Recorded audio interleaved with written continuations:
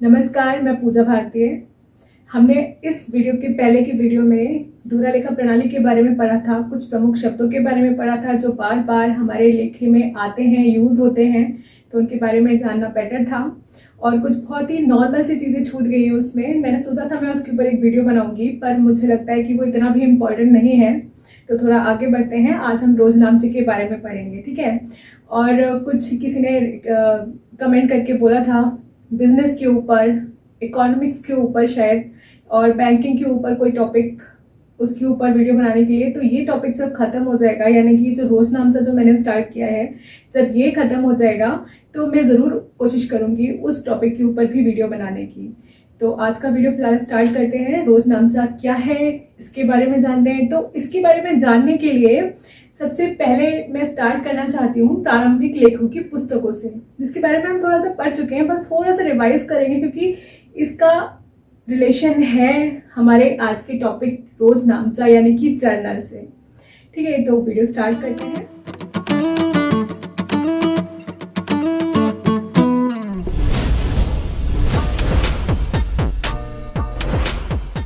तो ये है प्रारंभिक लेखे की पुस्तकें, यानी कि बुक्स ऑफ ओरिजिनल एंट्रीज। ये दो तरीके की हैं, स्मारक बही और रोज नामचा। ठीक है, स्मारक बही क्या है, इसको हम कच्चा रोज नामचा भी कहते हैं। जब किसी व्यक्ति का, किसी व्यापारी का व्यापार बहुत ज्यादा विस्तृत होता है और दिन में कई सारे उसको सौदे निपटाने पड़ते हैं, तो ये बहुत मुश्किल हो जाता है कि वो हर सौदे को नियमानुसार लिख सके। ठीक है, अगर वो नियमानुसार सारे सौदों को लिखने बैठेगा तो या फिर तो बहुत सारे सौदे छूट जाएंगे या फिर उनका लेखा छूट जाएगा। ठीक है, तो वो क्या करता है, फटाफट लिखना होता है उसको। फटाफट लिखने के लिए नियमों के अनुसार चलने की जरूरत नहीं है, फटाफट ऐसे ही लिख लेता है किसके साथ हुआ है, कौन सी डेट में हुआ है और कौन सा सौदा हुआ है, बस इतना लिख लेता है, सिर्फ याद रखने के लिए कि मैंने कब कौन सा सौदा किसके साथ में किया है। ठीक है, केवल ये याद रखने के लिए वो जिस पुस्तक में ये सारे लेखे करता है उसको हम बोलते हैं स्मारक बही या फिर स्मरण बही या फिर कच्चा रोज नामचा। कच्चा रोज नामचा इसलिए क्योंकि इसकी मदद से ही हम पक्का रोज नामचा तैयार करते हैं। ठीक है, इसे इंग्लिश में कहते हैं मेमोरेंडम या फिर वेस्ट बुक या फिर रफ बुक। वेस्ट होती है ये बुक, इसका कोई मतलब नहीं है, थोड़ा सा मतलब है। कभी कभी ग्राहक जो होता है वो ये कहने लगता है जर्नल को देखने के बाद भी कि हो सकता है तुमसे गलती हुई हो, तुमने स्मरण बही से इसमें कुछ गलत उतार लिया, हमें स्मरण बही दिखाओ उसमें क्या लिखा है। ठीक है, तो ग्राहक ये मांग कर सकता है, इसलिए थोड़ी सी इंपॉर्टेंट भी है। वैसे बिल्कुल वेस्ट है क्योंकि मेन जो हमारी बुक है वो है हमारी जर्नल यानी कि रोज नामचा। ठीक है, उसको तैयार करने के लिए ही हमने इसमें सारे सौदे लिख लिए हैं, क्योंकि हमें फटाफट सौदे लिखने थे। और रोज नामचे में तो हम जब सौदे लिखते हैं तो पूरे नियमों के अनुसार लिखते हैं। ठीक है, तो नियमों के अनुसार ना लिख पाने की वजह से हमने ये स्मरण बही या स्मारक बही या कच्चा रोज नामचा अपने पास रखा है। ठीक है, इसे हम रफ बुक भी बोलते हैं। अब जैसे एक बच्चा होता है वो स्कूल में जाता है अपनी एक कॉपी लेकर, है ना, अक्सर ऐसा होता है। अक्सर कुछ बच्चे ऐसे होते हैं जो एक कॉपी में सारे टीचर्स का सारा काम नोट करते हैं। हिंदी का भी उसी में मिलेगा आपको, इंग्लिश का भी उसी में मिलेगा, मैथ्स का भी उसी में मिलेगा, सारे के सारे सब्जेक्ट उसमें ही वो सारा काम करता है। ठीक है, अब फिर क्या करता है, घर ले जाता है फेयर कॉपीज में, उनको फिर वापस कॉपी करता है। हिंदी का काम हिंदी की कॉपी में, इंग्लिश का काम इंग्लिश की कॉपी में, मैथ्स का काम मैथ्स की कॉपी में, है ना। तो ऐसे ही ये भी है, हम पहले रफली सारे के सारे लेखे कर लेते हैं, फिर उनको अलग अलग नियमों के अनुसार रोज नामचे में लिखते हैं। ठीक है, इसलिए हम इसको कच्चा रोज नामचा भी कह रहे हैं और इसको हम रफ बुक भी कहते हैं। इसीलिए इतना तो समझ में आ गया होगा। अब नेक्स्ट है हमारा रोज नामचा। रोज नामचा क्या है इसे हम अभी समझेंगे, लेकिन एक चीज ये समझने वाली है कि या फिर तो व्यापारी एक रोज नामचा रख सकता है जिसमें कि सारे के सारे लेखे वो नियमानुसार कर ले, निश्चित प्रारूप के अंतर्गत। ठीक है, या फिर वो ऐसा कर सकता है कि एक रोज नामचा ना रख के वो उसके कुछ सब्सिडरी बुक्स रखे, कुछ सहायक बहियां रखे, कुछ सब्सिडरी बुक्स रखे एक जर्नल की जगह। वो सब्सिडरी बुक्स क्या है, रोकड़ बही यानी कि कैश बुक, क्रय पुस्तक यानी कि परचेस बुक, विक्रय बही यानी कि सेल्स बुक, क्रय वापसी बही, विक्रय वापसी बही, प्राप्त बिल पुस्तक, देय बिल पुस्तक, पुस्तक कहिए या बही कहिए एक ही बात है। और फिर मुख्य रोज नामचा, क्योंकि ये जो सहायक बहियां हैं जो कि रोकड़ बही हो गई, क्रय पुस्तक हो गई। रोकड़ बही एक ऐसी बही है जिसमें सारे कैश वाले लेखे किए जाते हैं, बाकी जितनी भी हैं इनमें कैश वाले लेखे नहीं होंगे, यानी कि नकद लेखे नहीं होते हैं। ठीक है, उधार क्रय होगा तो क्रय पुस्तक में होगा, उधार विक्रय होगा तो विक्रय पुस्तक में होगा। ठीक है, क्रय वापसी बही, विक्रय वापसी बही सब उधार वाले हैं। जो कैश वाले हैं, जो कैश से रिलेटेड है डायरेक्ट, वो तो हमने यहाँ पे लिख दिए। बाकी जो बचे वो कहाँ लिखे जाएंगे, इसलिए एक मुख्य रोजनामचा भी होता है जिसमें बाकी सारे बचे हुए लेखों को लिख लिया जाता है। लेकिन ये काम वो व्यापारी करते हैं जिनका व्यापार विस्तृत तो होता है और हर तरीके के सौदों को उनको अलग अलग रखना भी पड़ता है, क्योंकि ताकि उनको वो याद रहे।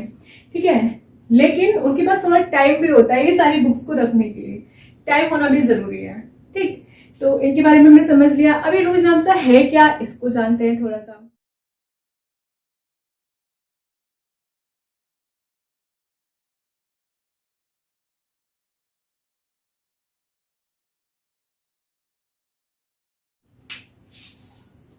ठीक है, तो रोजनामचा जिसको कि हम इंग्लिश में बोलते हैं जर्नल, और इसको हम पंजी भी बोलते हैं। ठीक है, पंजी क्यों बोलते हैं ये मैं आगे बताऊंगी। अभी इसको समझ लेते हैं कि रोजनामचा है क्या, जर्नल है क्या।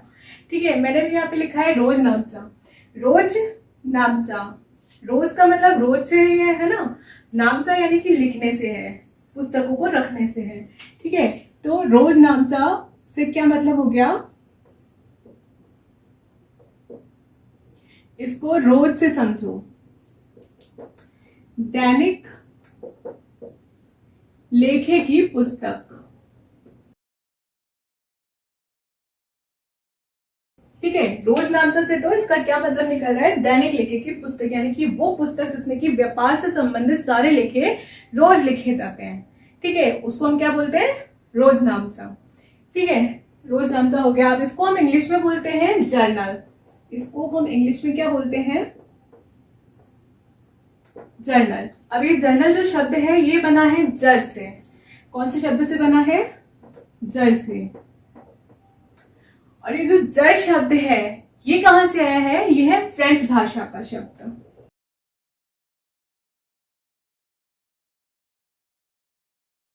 तो जर्नल जो है ये बना है जर से, और जर जो है ये फ्रेंच भाषा का शब्द है, यानी कि फ्रेंच भाषा के जर शब्द से जर्नल शब्द की उत्पत्ति हुई, जिसको हम हिंदी में बोलते हैं रोजनामचा। इस जर से क्या मतलब है, जिसको कि हमने जर्नल कहना स्टार्ट कर दिया, इसका मतलब है डे बुक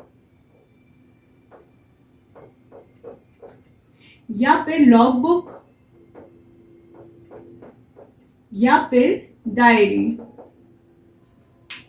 ठीक है, तो फ्रेंच भाषा का शब्द जो है जर, इसका मतलब होता है डे बुक या लॉग बुक या डायरी, यानी कि लिखने से संबंधित, और इसी शब्द से बना है जर्नल। यानी कि जर्नल भी क्या है, जिसमें कि हम दैनिक लेखों को लिखते हैं, किसके, व्यापार के। व्यापार से संबंधित सारे दैनिक लेखे जिस पुस्तक में लिखे जाते हैं उसको हम बोलते हैं जर्नल। जिस बुक में लिखे जाते हैं उसको हम बोलते हैं जर्नल।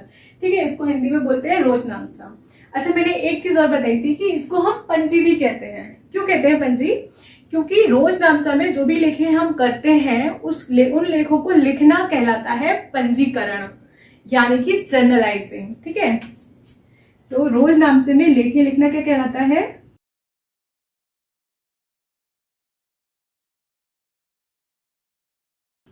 कहलाता है पंजीकरण। ठीक है, ये पंजीकरण की वजह से ही इसका नाम पड़ा है पंजी।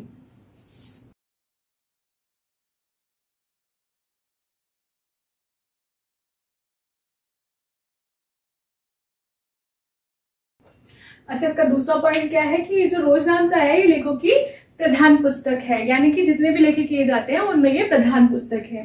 ये जो पंजीकरण है इसको हम इंग्लिश में बोलते हैं जर्नलाइजिंग। ठीक है, तो इतना तो समझ में आ गया होगा इन शब्दों की उत्पत्ति से कि जर्नल या फिर रोजनामचा क्या है, जिसमें कि व्यापार से संबंधित सारे लेखों को रोज लिखा जाता है, वो है जर्नल या फिर रोजनामचा, या जिसको हम पंजी भी बोलते हैं। पंजी क्यों बोलते हैं, कैसे याद रहेगा कि इसमें लेखों को लिखना कहलाता है पंजीकरण। ठीक है, पंजीकरण यानी कि जर्नलाइजिंग। ठीक है, इतना तो समझ में आ गया होगा। आप इसको और अच्छे से समझने के लिए बेटर होगा कि हम थोड़ी सी डेफिनेशंस को पढ़ें। तो रोजनामचा की कुछ डेफिनेशंस मैंने यहाँ पे लिखी है। पहली है एम.जे. कीलर की। इन्होंने क्या लिखा है कि रोजनामचा एक व्यावसायिक अभिलेख है जिसमें मूल रूप से व्यवहारों को लिखा जाता है। ठीक है, इन्होंने एक छोटी सी डेफिनेशन दी है पर संक्षिप्त शब्दों में अपनी बात को कहा है ठीक है, तो ध्यान से देखें इनको। रोजनामचा एक व्यावसायिक अभिलेख है जिसमें मूल रूप से व्यवहारों को लिखा जाता है, ठीक है, तथा जिसमें समस्त व्यवहारों को व्यवस्थित रूप में तिथि क्रम में एक स्थान पर प्रस्तुत किया जाता है। मतलब एक ही स्थान पे हम सारे लेखे लिख लेते हैं। जर्नल इन्होंने क्या कहा, एक व्यावसायिक पुस्तक है जिसमें कि व्यवहारों को लिखा जाता है, ठीक है, और एक ही स्थान पर लिखा जाता है। किस तरह लिखा जाता है, तिथिवार लिखा जाता है, क्रमानुसार लिखा जाता है। इतना कह के इन्होंने अपनी बात को खत्म कर दिया है। एम.जे. कीलर, ठीक है, इन्होंने छोटे से परिभाषा दी है, संक्षिप्त शब्दों में अपनी पूरी परिभाषा दे दी है जर्नल के लिए, ठीक है। तो इनकी डेफिनेशन छोटी सी है, इसको इन्होंने इंग्लिश में भी, बल्कि इन्होंने इंग्लिश में ही लिखी थी, हमने इसे हिंदी में कन्वर्ट किया हुआ है। Journal is professional record which basically records and produces all the business transactions, ठीक है। ये जो व्यवहार है, ये कौन से व्यवहार होंगे, व्यापार से संबंधित business transactions, date wise at one place, एक ही स्थान पर, ठीक है।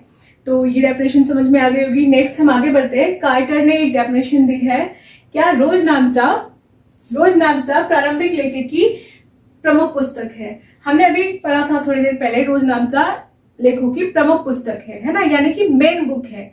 सबसे ज्यादा इंपॉर्टेंट क्या है, रोजनामचा। सबसे ज्यादा यूज क्या होती है, रोजनामचा, ठीक है। तो ये हमारी मेन बुक है, मुख्य पुस्तक है, प्रमुख पुस्तक है, ये कार्टर भी कह रहे हैं, ठीक है, जिसमें स्मारक बही या कच्चे रोजनामचे से व्यवहार उतारे जाते हैं। देखो, अगर कोई व्यापारी अपने व्यापार में स्मारक बही को रखता है तो वो रोजनामचे में जो लेखे उतारेगा वो स्मारक बही से उतारेगा। अगर कोई व्यापारी अपने व्यापार में स्मारक बही नहीं रखता है तो वो सीधे सीधे सारे लेखे अपने रोजनामचा में करता चलेगा, ठीक है। तो इन्होंने उस पॉइंट को भी लिया है कि अगर व्यापारी ने अपने पास स्मारक बही को रखा होगा तो, ठीक है, तो क्या करेगा, वो स्मारक बही से नकल करेगा रोजनामचे में, ठीक है। ये इन्होंने बताया, रोजनामचा प्रारंभिक लेखक की प्रमुख पुस्तक है जिसमें स्मारक बही या कच्चे रोजनामचे से व्यवहार उतारे जाते हैं। इन व्यवहारों को तिथिवार, क्रमानुसार, ऋणी और धनी वर्गीकृत कर संक्षिप्त ब्यौरा सहित इन्होंने सारी की सारी बात लिख दी कि जर्नल में क्या क्या होता है। संक्षिप्त शब्दों में नहीं लिखा है इन्होंने, बहुत इसको पूरा क्लियर करके बता दिया क्या क्या होता है जर्नल में, क्या क्या होता है उसमें, क्या क्या लिखते हैं, ठीक है। तो इन्होंने क्या बताया, इन व्यवहारों को हम कैसे लिखते हैं, तिथिवार लिखते हैं, कैसे लिखते हैं, क्रमानुसार लिखते हैं, और जो भी पक्ष होते हैं, हमने शुरू में पढ़ा था दोहरा लेखा प्रणाली की शुरुआत में ही हमने पढ़ा था कि हर व्यवहार के कम से कम 2 पक्ष जरूर होते हैं, ठीक है। तो उन दोनों ही पक्षों में से एक ऋणी होता है, एक धनी होता है, तो वही करते हैं, एक को ऋणी कर देते हैं, किसी को हम धनी कर देते हैं। तो ऋणी और धनी में वर्गीकृत करके क्या करते हैं, संक्षिप्त ब्यौरे सहित जो भी हम लेखा करते हैं उसका ब्यौरा भी हम उसके साथ में लिखते हैं। हम आगे पढ़ेंगे इस बारे में, ठीक है। ये अपनी डेफिनेशन भी बता रहे हैं कि जो भी हम सौदा करते हैं उसके संक्षिप्त ब्यौरा सहित दोहरा लेखा प्रणाली के अनुसार, यानी कि वही सारे नियम लगाते हैं जो दोहरा लेखा प्रणाली के नियम हमने पढ़े हैं, आज भी हम थोड़ा सा पढ़ेंगे, ठीक है। तो दोहरा लेखा प्रणाली के अनुसार लेखा किया जाता है जिससे उनको खाता बही में सुविधा अनुसार लिखा जा सके। क्यों करते हैं सारे लेखे हम जर्नल में, ताकि उनसे हम, देखो, कच्चे रोजनामचे से नकल कर रहे हैं रोजनामचे यानी कि पक्का रोजनामचे में, ठीक है। फिर इसके अंदर क्यों लेखे कर रहे हैं कि इससे हम नकल करेंगे खाता बही में, ठीक है। खाता बही क्या है, खाता क्या है, ये हम आगे पढ़ेंगे, ठीक है। अभी इतना ही समझ लो कि खाता बही में इसको सुविधा अनुसार लिखा जा सके, इसलिए हम ये सारा काम करते हैं। क्या करते हैं, तिथिवार लिखते हैं, क्रमानुसार लिखते हैं, संक्षिप्त ब्यौरे के साथ में लिखते हैं, और उनको वर्गीकृत करते हैं धनी और ऋणी में। ये सारी की सारी राम कथा किसने सुनाई है, कार्टर ने सुनाई है, ठीक है। इन्होंने पूरे का पूरा उसकी डिटेल बता दी है, किसने, कार्टर ने। हमें मुख्य बिंदु याद रखने हैं, परिभाषा अगर हमें याद नहीं हो पा रही है तो हम मुख्य बिंदु याद रखेंगे। तो देखो, कार्टर ने पूरी की पूरी रामकथा बता दी है, इसमें क्या क्या होता है, क्या क्या नहीं होता, सब बता दिया इन्होंने। जबकि एम.जे. कीलर ने मुख्य बातें बताई हैं कि एक्चुअल में रोजनामचा क्या है, ठीक है। तो इन्होंने मेन चीज क्या बताया, इसको व्यावसायिक अभिलेख बताया है, ठीक है, प्रोफेशनल रिकॉर्ड, ठीक है, एम.जे. कीलर ने। लेकिन कार्टर ने ऐसा कुछ नहीं कहा है, कार्टर ने इसको प्रमुख पुस्तक बताया है प्रारंभिक लेखों की, ठीक है, प्रारंभिक लेखों की प्रमुख पुस्तक है जिसमें कि स्मारक बही या कच्चे रोजनामचे से व्यवहार को उतारा जाता है, ठीक है। अब इसकी इंग्लिश की जो डेफिनेशन है वो मैं डिस्क्रिप्शन बॉक्स में दे दूंगी, जिसको भी इंग्लिश में पढ़ना है वो डिस्क्रिप्शन बॉक्स में से ले लीजिएगा। ठीक है, मैं आशा करती हूँ कि ये परिभाषा समझ में आ गई होंगी और रोज नामचा काफी क्लियर हुआ होगा। इसके अलावा अगर आपको कहीं से कोई परिभाषा मिलती है तो आप उसको भी लिख लीजिए, और कमेंट करना चाहते हैं तो आप कमेंट भी कर सकते हैं। तो अब इसके बाद हम समझेंगे कि रोज नामचा में लेखा करने की विधि क्या है। ठीक है, इसको मैं हटा देती हूँ और विधि के बारे में लिखती हूँ।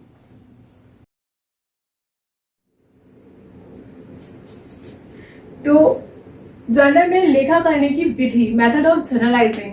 ठीक है, इसमें हमें कुछ बातों का ध्यान रखना है। किन बातों का ध्यान रखना है?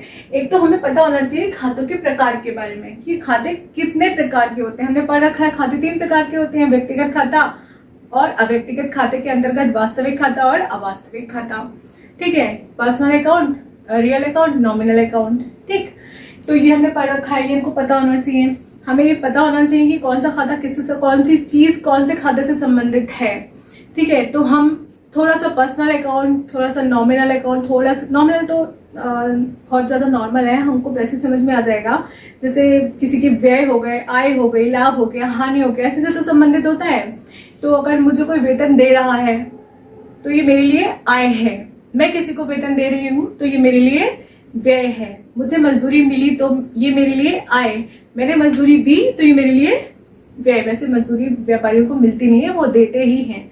ठीक है, कमीशन अगर मिल रहा है तो वो आय, कमीशन अगर दे रहे हैं तो व्यय, छूट अगर मिल रही है तो आय, छूट अगर दे रहे हैं तो व्यय। ठीक है, तो जो भी हमारे खर्चे से रिलेटेड चीजें होंगी वो सारी की सारी नॉमिनल अकाउंट के अंतर्गत आएंगी। ठीक है, नॉमिनल अकाउंट यानी कि अवास्तविक खाते। अब व्यक्तिगत खाते और वास्तविक खाते हमें पता है, हम पढ़ भी चुके हैं उसके बारे में, लेकिन फिर भी थोड़ा सा और अभी हमें पढ़ना है और इसको और अच्छे से समझेंगे। ठीक है, तो फिलहाल आगे बढ़ते हैं। सेकंड चीज जो हमें ध्यान रखनी है वो क्या? जर्नल प्रविष्टियां करने के नियम। तो ये तो हमें पता ही है कि जर्नल में जितने भी हम लेखे करते हैं वो निश्चित नियमों के आधार पे करते हैं। ठीक है, तो वो नियम कौन कौन से हैं ये हमें पता होने चाहिए। ये हमने पढ़ रखे हैं, व्यक्तिगत खाते का कौन सा नियम है, पाने वाला ऋणी देने वाला धनी, है ना। इस टाइप के सारे नियम हमने पढ़ लिए हैं। व्यक्तिगत खाते का नियम भी पढ़ लिया है, वास्तविक खाते का नियम भी पढ़ लिया है, अवास्तविक खाते का नियम भी पढ़ लिया है। तो ये वाले नियमों की बात हो रही है, लेकिन इसमें कुछ बातें हैं जिनको हमें ध्यान रखना है। ठीक है, वो भी हम समझ लेंगे। इसके बाद तीसरा पॉइंट है जर्नल का प्रारूप।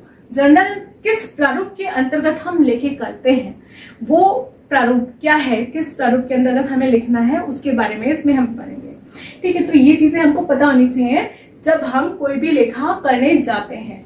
ठीक है, तो सबसे पहले हम खातों के प्रकार के बारे में थोड़ा सा समझ लेते हैं। समझा हुआ है, थोड़ा सा और समझ लेते हैं, थोड़ा अलग लगेगा।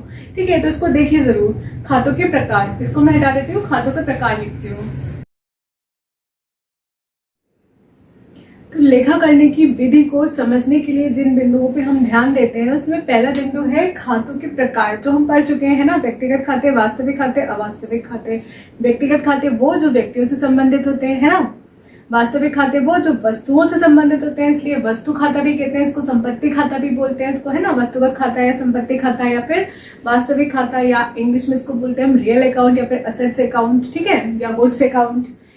और तीसरी चीज आती है हमारी अवास्तविक खाता, या इसको हम बोलते हैं नाम मात्र का खाता या फिर नॉमिनल अकाउंट, जिसमें कि लाभ हानि और आय व्यय आते हैं, इसलिए हम इसको लाभ हानि खाता यानी कि प्रॉफिट एंड लॉस अकाउंट या आय व्यय खाता भी कहते हैं। ठीक है, इनकम एक्सपेंडिचर अकाउंट। ठीक है, अब इन तीनों में इसको तो मैंने भी बताया। अवास्तविक खाता क्या? कोई भी इनकम जो हमारी हो रही है उससे रिलेटेड कोई भी चीज, जैसे वेतन अगर हमें मिल रहा है, आय है। छूट अगर हमें मिल रही है तो ये आय है। किराया हमें मिल रहा है तो ये आय है। और इसका उल्टा हो रहा है, यानी कि हम दे रहे हैं, अगर हम किसी को वेतन दे रहे हैं तो हमारा व्यय है। छूट हम किसी को दे रहे हैं तो हमारा व्यय है। ठीक है, किराया हम किसी को दे रहे हैं तो ये हमारा व्यय है। ठीक है, तो ये सारी चीजें किससे संबंधित हो गई? अवास्तविक खाते से, क्योंकि ये आय और व्यय से संबंधित है। इसमें हम कौन सा रूल लगाएंगे? अवास्तविक खाते का। ठीक है, अब दो चीजें हमारी बची हैं, एक तो व्यक्तिगत खाता और वास्तविक खाता। व्यक्तिगत खाता व्यक्तियों से संबंधित है, लेकिन इसको हम 3 तरीके से समझ सकते हैं। 3 भागों में इसको डिवाइड करके इसको और अलग तरीके से समझ सकते हैं, जो कि है प्राकृतिक व्यक्तिगत खाता, कृत्रिम व्यक्तिगत खाता और प्रतिनिधि व्यक्तिगत खाता। प्राकृतिक व्यक्तिगत खाता नॉर्मल है, किसी का भी नाम आ रहा है तो वो हमारा प्राकृतिक व्यक्तिगत खाते में आएगा, यानी कि नेचुरल पर्सनल अकाउंट के अंतर्गत आएगा। जैसे सुरेश का खाता हो गया, मुनीर का खाता हो गया, रीना का खाता हो गया।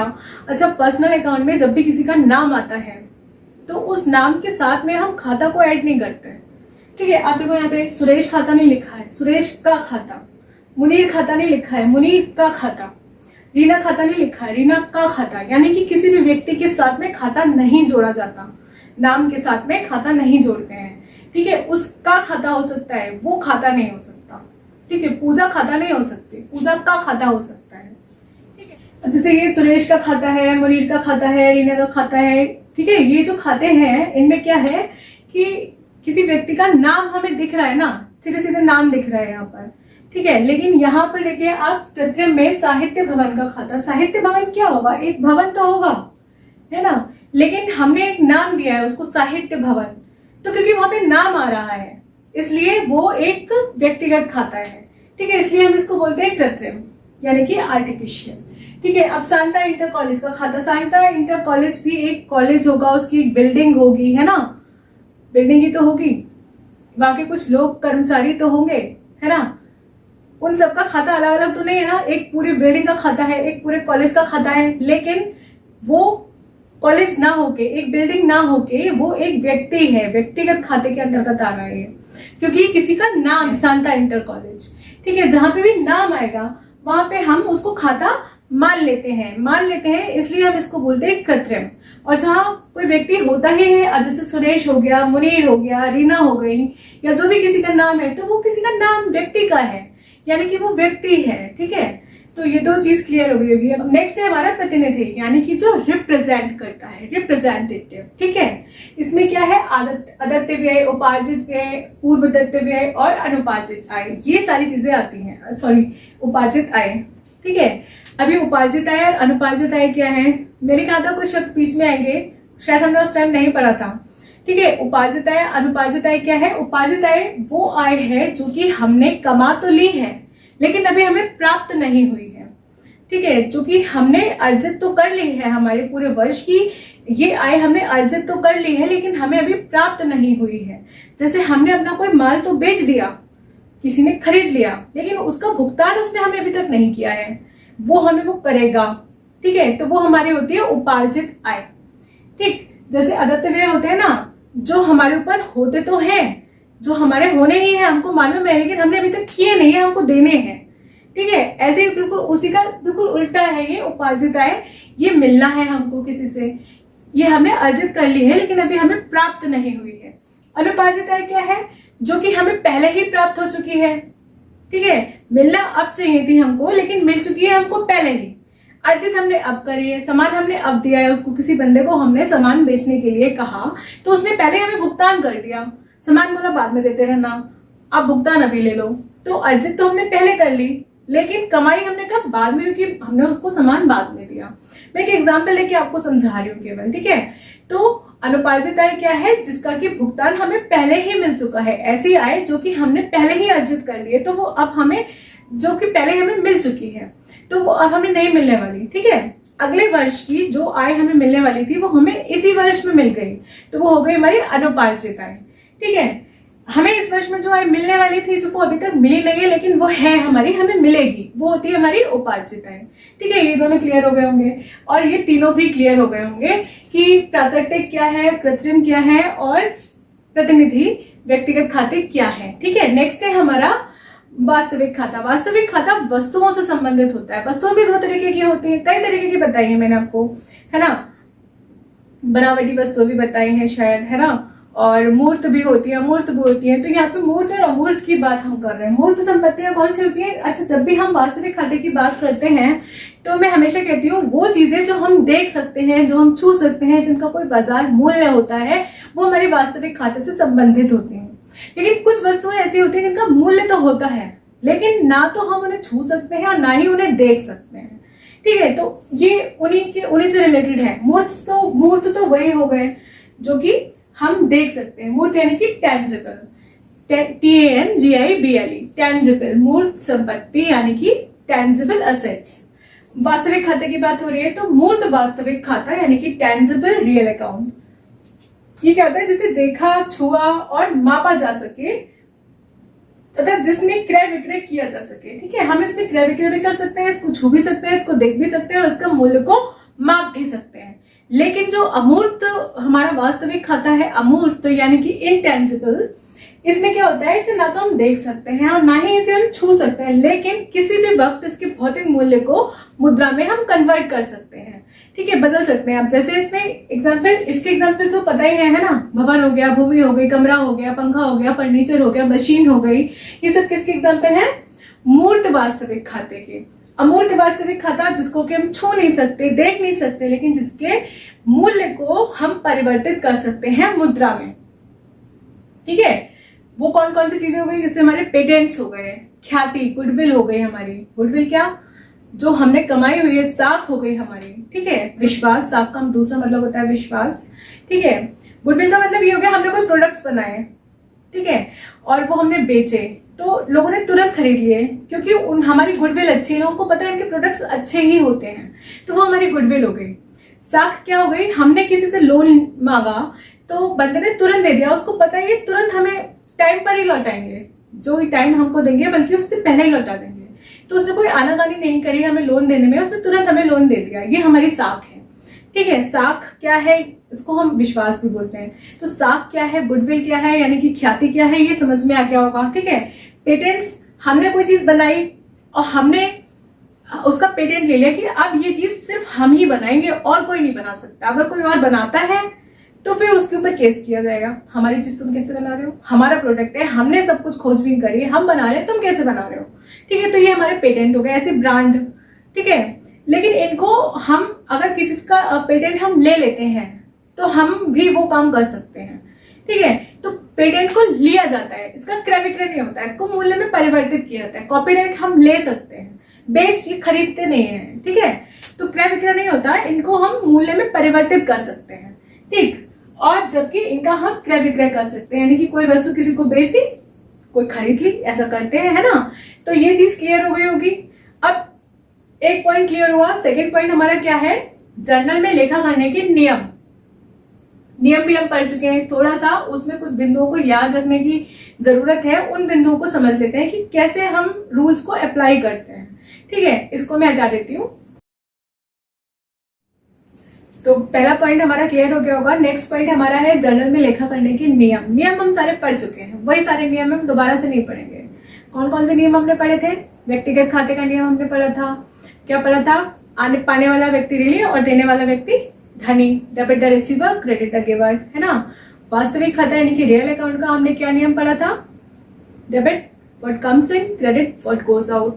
व्यापार में आने वाली वस्तु ऋणी और व्यापार से जाने वाली वस्तु धनी। अवास्तविक खाते का क्या नियम हमने पढ़ा था, यानी कि nominal account, debit all expenses and losses and credit all income and profits. ठीक है, यानी कि सारे व्यय और सारे हानियां ऋणी और सारे लाभ और सारे आय धनी। ठीक है, ये हमारे 3 नियम थे।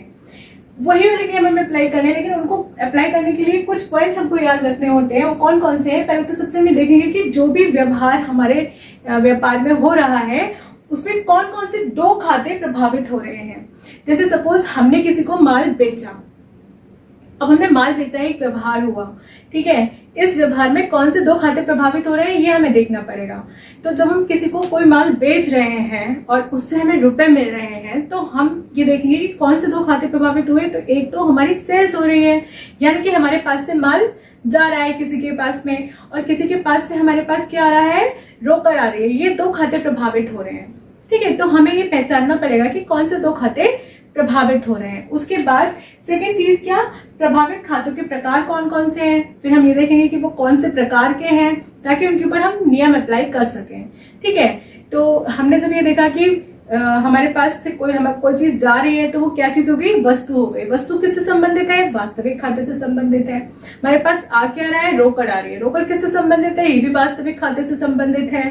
ठीक है, तो यहाँ पर दोनों में हम वास्तविक खाते का नियम लगा सकते हैं। अब अगर हम सेल्स लें, वस्तु की जगह पर सेल्स लें कि हमारी सेल्स हो रही है, ठीक है, तो सेल्स क्या है, हमारी अवास्तविक खाते से भी संबंधित है, तो वहां हम दोनों के रूल लगा सकते हैं। वास्तविक खाते का भी रूल लगा सकते हैं और अवास्तविक खाते का रूल भी लगा सकते हैं। ठीक है, दोनों चीज में हम कुछ भी ले सकते हैं, हम वस्तु भी ले सकते हैं क्योंकि हमारे पास से वस्तु जा रही है जब हम सेल कर रहे हैं तो, और हम सेल को भी ले सकते हैं क्योंकि हम सेल तो कर ही रहे हैं। सेल यानी कि हमारी हो गई आय, तो ये हमारी अवास्तविक खाते से संबंधित हो गई। ठीक है, अब क्योंकि सेल में माल जा रहा है तो ये हमारी वास्तविक खाते से भी संबंधित हो सकती है। तो दोनों में से हम कोई भी रूल लगा सकते हैं। ठीक है, अब उसके बाद जब हमने ये प्रकार समझ लिए, फिर क्या करना है, किस खाते को ऋणी और किस खाते को धनी करना है ये देखना पड़ता है। ठीक है, तो जब हम नियम लगाएंगे तो अपने आप ये समझ में आएगा कि किसको हमें ऋणी करना है और किसको धनी करना है। ठीक है, अब नेक्स्ट चीज क्या है, सबसे इंपॉर्टेंट चीज कि हमें पता होना चाहिए रोज नामचे का प्रारूप क्या है, what is the form of a journal. ठीक है, तो रोज नामचे का प्रारूप यानी कि फॉर्म ऑफ जर्नल क्या है। सबसे पहले तो हम लिखते हैं किसी व्यक्ति का नाम, उसका जर्नल। अब जैसे हम किसी व्यापारी का रोज नामचा यानी कि जर्नल तैयार कर रहे हैं, तो हम सबसे पहले क्या लिखेंगे, ये प्रारूप बनाने से पहले सबसे ऊपर बीच में लिखेंगे उस व्यक्ति का नाम, उस व्यक्ति का नाम लिखकर उसका खाता। जैसे सपोज कोई दिलीप नाम का लड़का है, ठीक है, दिलीप नाम का व्यापारी है, दिलीप नाम के व्यापारी ने हमको हायर किया है कि हम उसके सारे लेखे तैयार करेंगे। ठीक है, तो हमने सबसे पहले हम क्या लिखेंगे, दिलीप का रोज नामचा, डेट लिखेंगे फिर इस तिथि में। ठीक है, ये चीज हमें सबसे पहले लिखनी है। उसके बाद जो डेट होती है वो लास्ट डेट होती है, यानी कि साल की आखिरी तारीख उस साल की जो कि व्यापारिक उनके फाइनेंशियल ईयर होगा। जैसे कि सपोज हमने अपना व्यापार जनवरी में स्टार्ट किया, तो हमारा जो इस व्यापार का अंतिम दिन होगा वो कौन सा होगा, 31 दिसंबर। हमने अपना व्यापार 1 अप्रैल से स्टार्ट किया, हमारी पुस्तकें बंद होती है 31 मार्च को, तो लास्ट डे क्या होगा, 31 मार्च। ठीक है, तो ये चीज हमें ध्यान रखनी है, वही हम यहाँ लिखेंगे 31। अगर किसी का 31 मार्च है तो हम यहाँ पे लिखेंगे 31 मार्च जो भी सन है वो। ठीक है, अब नेक्स्ट इसका प्रारूप क्या है, इसमें 5 खाने होते हैं। ठीक है, 1 2 3 4 एंड 5। ठीक, सबसे पहला जो खाना होता है वो होता है दिनांक यानी कि डेट का खाना। जिस भी डेट में जो भी लेन देन होता है वो डेट हम यहाँ पर लिख देते हैं, उस डेट के सामने विवरण वाले खाने में। सेकंड खाना किसका होता है, विवरण का, यानी कि पर्टिकुलर्स का। जिस डेट में जो ट्रांजैक्शन हुआ होता है वो ट्रांजैक्शन उसी डेट के सामने लिखते हैं। ठीक, कैसे लिखते हैं इसकी बात हम अगले वीडियो में करेंगे, तो वीडियो बहुत लंबा हो जाएगा। ठीक है, सिर्फ इतना समझ लेते हैं कि कौन से खाने में क्या क्या हमें लिखना है। डेट के खाने में डेट तो नॉर्मल से सबको पता है, पर्टिकुलर्स यानी कि विवरण के खाने में वो सारा विवरण हम लिखते हैं जिससे रिलेटेड हम अमाउंट को लिखेंगे। अमाउंट कहाँ लिखेंगे, विवरण के बिल्कुल ठीक सामने। अब जो विवरण हम लिखते हैं, एक इस लाइन में लिखते हैं, एक इस लाइन में लिखते हैं। ठीक है, मतलब मैंने आपको बताया ना 2 पक्ष प्रभावित होते हैं, तो एक पक्ष ऊपर वाली लाइन में, एक पक्ष नीचे वाली लाइन में लिखेंगे। जो ऊपर वाली लाइन में हम लिखते हैं वो होता है ऋणी, और जो नीचे वाली लाइन में हम लिखते हैं वो होता है धनी।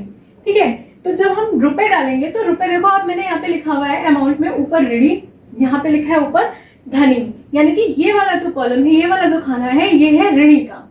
ठीक है, ये वाला खाना जो है ये है धनी का।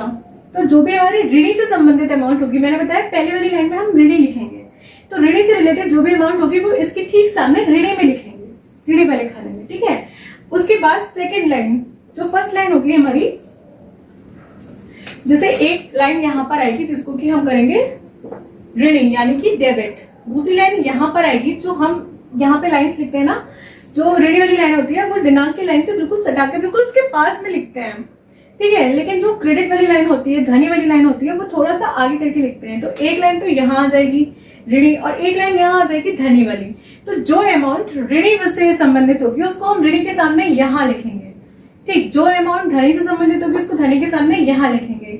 एक बात, ठीक है, एक बात विचार करने वाली है क्या, कि जो भी अमाउंट हम यहाँ पे लिखते हैं इनका जब टोटल करते हैं तो ये टोटल यहाँ का और यहाँ का बिल्कुल बराबर आना चाहिए। अगर बराबर नहीं आ रहा है तो कहीं ना कोई मिस्टेक हुई है।